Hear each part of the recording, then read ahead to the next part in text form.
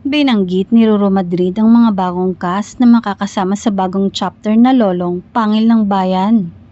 Mga pangalan ni Wendell Ramos, Ketchup Eusebio, Yasser Marta, Matt Lozano, Roel Santiago at Tessie Tomas ang binanggit ng aktor. Si Roel ang nakasama ni Coco Martin sa Ang Panday at si Tessie ay nakasama ni Coco sa Batang Quiapo. Kaya hindi naiwasang may mag-comment na mga nakatrabaho ni Coco ang punteriya ni Ruru at ang team niya sa Lolong.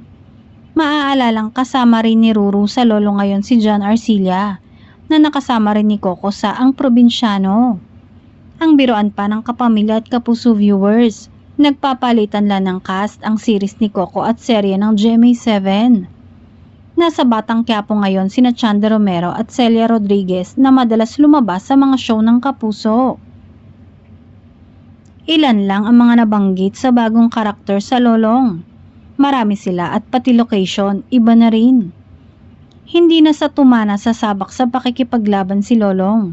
Mga taga Manila na ang kanyang mga kalaban, kaya naman tila magkakaroon ng mga palitan sa dalawang serye ng ABS-CBN at GMA.